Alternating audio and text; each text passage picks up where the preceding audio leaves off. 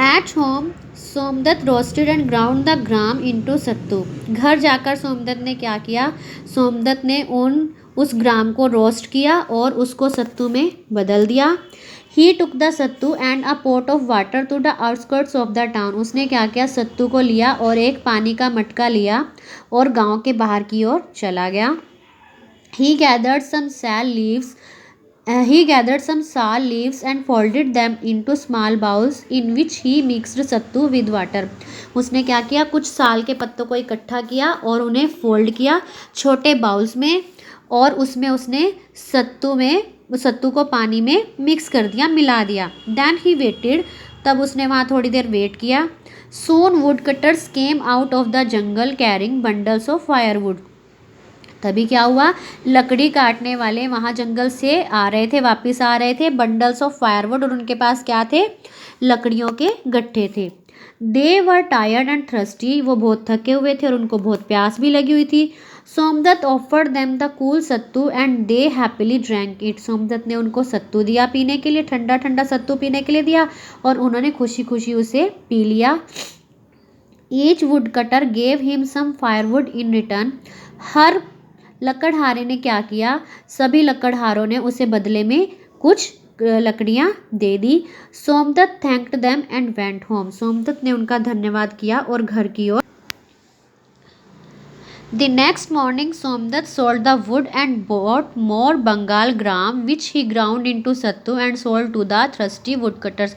अगली सुबह सोमदत्त ने क्या किया, उन लकड़ियों को बेच दिया और उन लकड़ियों से जो पैसे आए उसने दोबारा से वो ग्राम खरीदा और उसको सत्तू में बदल दिया और जो सत्तू बनाया उसको प्यासे लकड़हारों को दे दिया, बेच दिया। He did this every day for a few months and saved the money. अब वो कुछ दिनों तक ऐसा ही करता रहा और उसने बहुत सारा धन इकट्ठा कर लिया। The rains were about to come. अब बारिश का मौसम होने वाला था। Somdatt bought all the firewood he could but did not sell it. और सोमदत्त ने क्या किया, जितनी वो लकड़ियाँ इकट्ठी कर सकता था उसने की, लेकिन उसने उन्हें सेल नहीं की। Soon there was a shortage of dry firewood.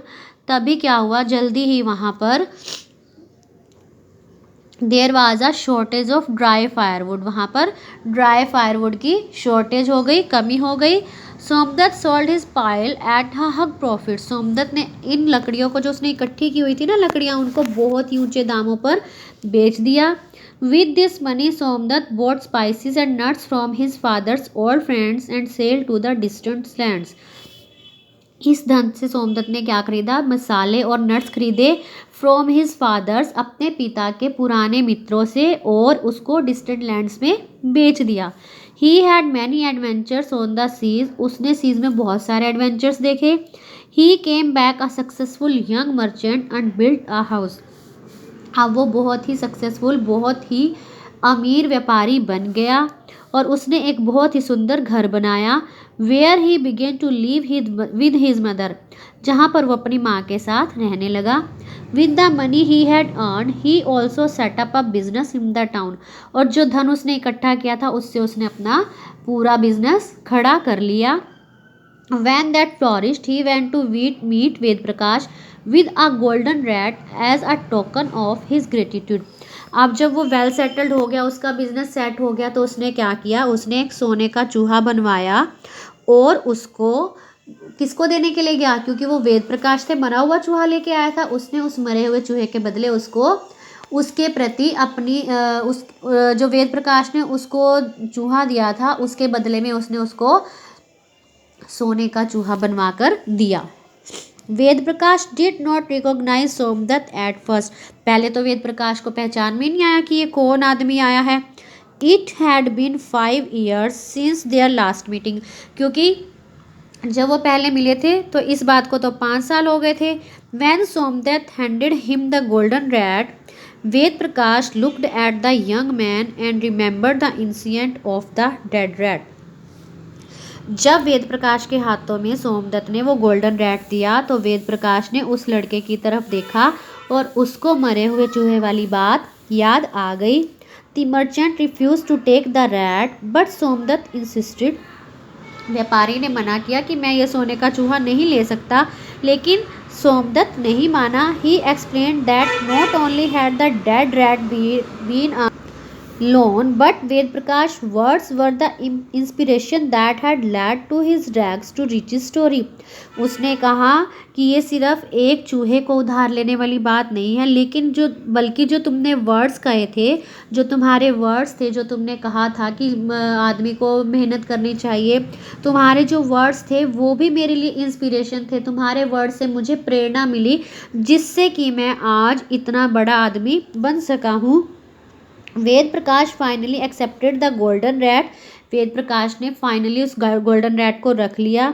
Somdatt had repaid his loan and also won a wise friend and mentor in Ved Prakash. अब सोमदत्त ने जब उसको रैट दिया था तो क्या हुआ, उसने अपना कर्जा भी चुका दिया. और उसको क्या मिला उसके बदले में, उसको एक बुद्धिमान दोस्त मिला एंड मेंटर, एक सलाहकार जो उसे समय समय पर अच्छी सलाह देता था, उसको एडवाइस करता था. तो स्टूडेंट्स, आपको ये स्टोरी कैसी लगी? अच्छी लगी? समझ में आई होगी? पता चला आपको कि कैसे एक लड़का, छोटा सा लड़का, देखो कैसे जब वो छोटा था वो उसके पिताजी मर गए, उसके बाद उसने कितना हार्डवर्क किया, मेहनत की, अपनी माँ के लिए मेहनत की. देखो उसने मेहनत देखो किस चीज़ से की, उसने एक छोटे से मतलब उसने मरे हुए चूहे से, देखो एक मरे हुए चूहे से उसने क्या किया, एक मरे हुए चूहे से उसने इतना बड़ा बिजनेस सेटअप कर लिया अपना. तो इस लेसन से हमें क्या शिक्षा मिलती है? इस लेसन से हमें शिक्षा मिलती है हमें लाइफ में कभी भी डिसअपॉइंटेड नहीं होना चाहिए, हमें निराश नहीं होना चाहिए, बल्कि हमें अपने इरादे मजबूत बनाने चाहिए ताकि हम भी अपनी लाइफ में कामयाब हो सकें, सक्सेस हो सकें. ओके बेटा.